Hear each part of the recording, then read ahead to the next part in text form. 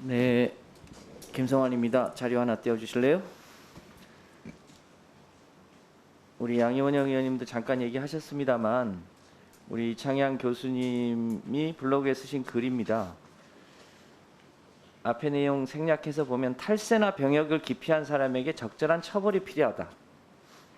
탈세나 고의적인 세금 체납을 하고도 뻔뻔하게 대드는 사람들 우린 TV에서 본 적이 있다. 꼼수가 만연하거나 음성적으로 권장되는 사회에서 발전을 기대하기 쉽지 않다. 이런 글 쓰신 거 맞죠? 예, 쓰셨죠? 예, 그렇게 생각됩니다. 혹시 본인이 그런 탈세나 그런 꼼수를 쓰셨다면 어떻게 하시겠습니까? 저도 정당하게 세금을 내야 되고요. 국민의 일환 한 사람으로서 만약 제가 법적으로 위법한 탈세가 있다면 그에 합당한 처벌 달게 받으시겠습니까? 예, 받아야 된다고 생각합니다. 그런 사회가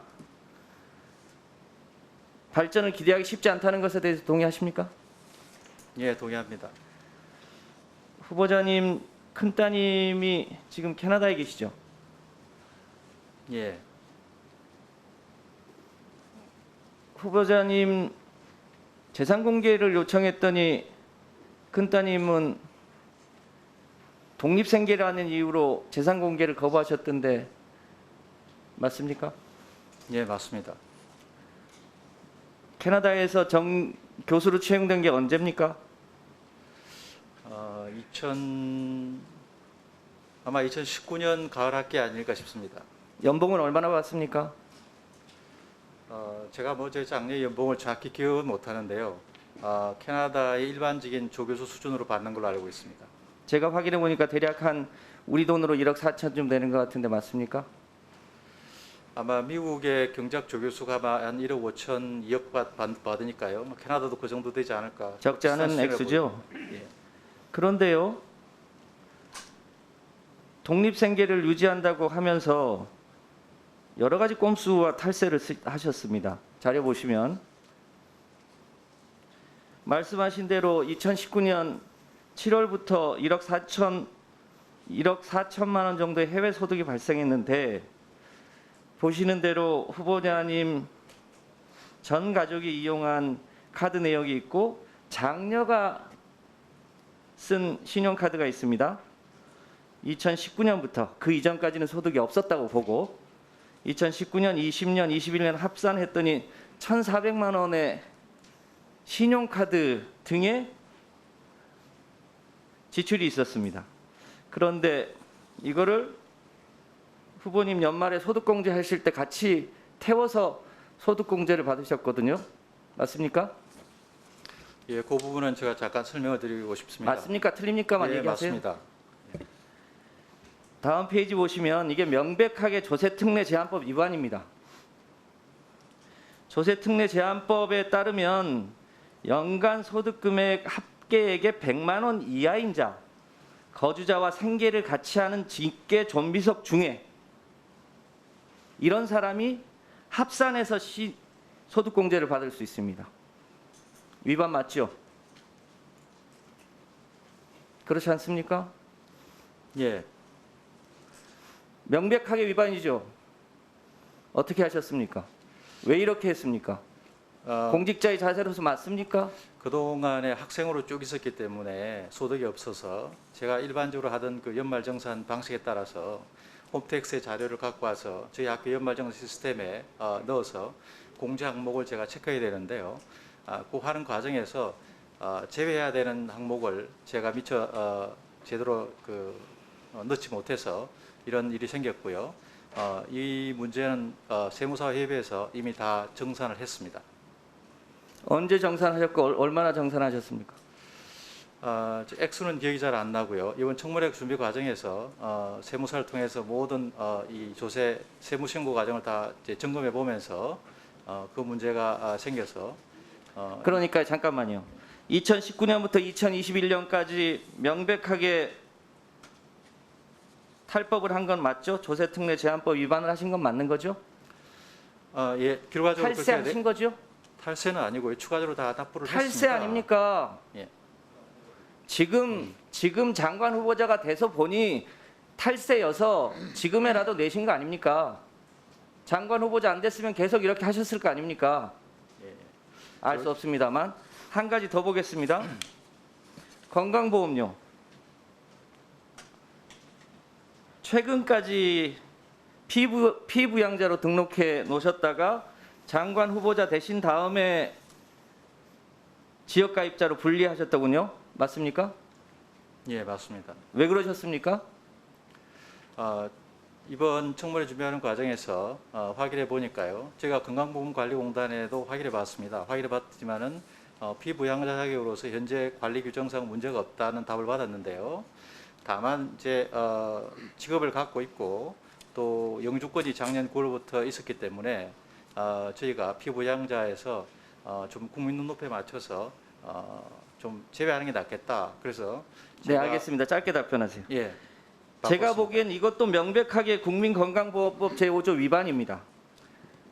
국민건강보험법을 보시면 직장 가입자에게 주로 생계를 의존하는 사람으로서 소득 및 재산이 보건복지비령으로 정하는 기준 이하에 해당되는 사람을 피부양자로 둘 수 있습니다.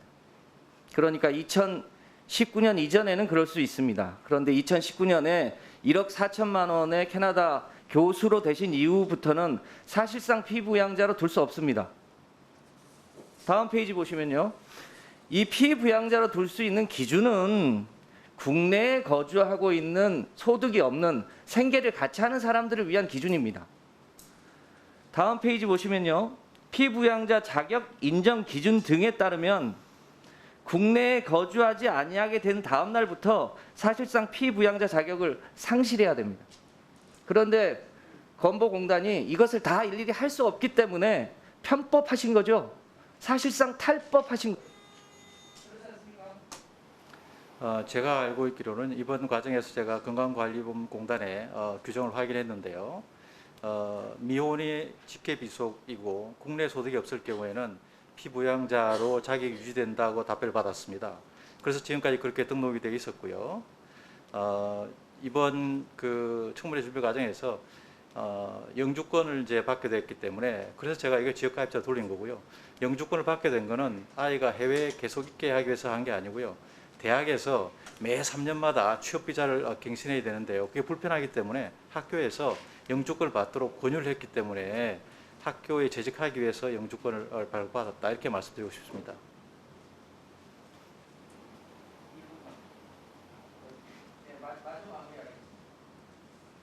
윤석열 후보자가요. 지난 대선 시기에 건보료에 숟가락을 넣는 검은머리 외국인에 대해서 문제 제기한 적이 있습니다. 예. 후보자와 후보자의 자녀에 대한 얘기와 똑같습니다. 정작 문제 제기했던 당시에 중국이 국내 동포인에 대한 문제 제기가 아니고 사실상 소득이 발생하고 있는 후보자의 자녀를 피부양자 자격도 없는데 피부양자에 올려서 사실상 건보료 세금을 탈세한 거 아닙니까?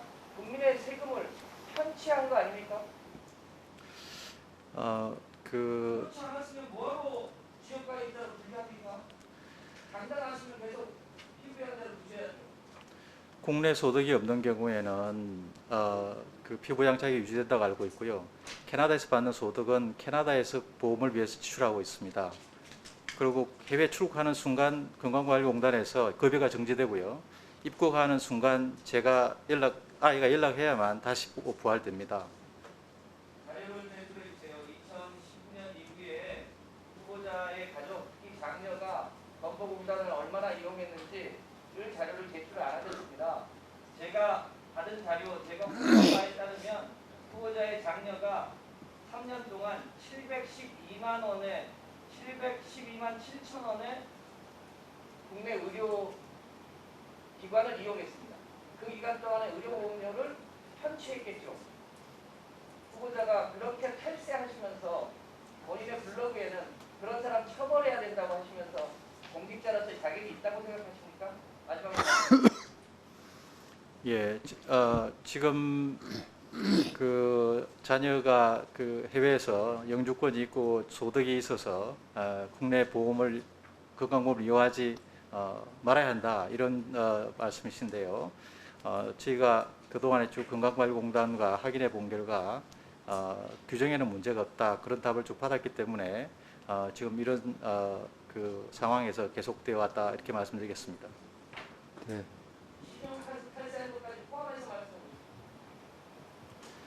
신용카드는 탈세라기보다는요. 제가 과거에 관행적으로 학생일 때 소득이 없을 때 연말정산하는 방식대로 제가 홈택스나 학교 정산 시스템을 이용했기 때문에 제가 실수했다 이렇게 보여지고요. 연말정산은 제가 했습니다. 예, 그건 다시 조세 당국에 다 추가로 납부해서 다 정산을 했습니다. 그 실수 기간에 탈세를 하신 건 맞죠? 꼭 그렇게 보신다면 그렇게 이야기하겠습니다. 네.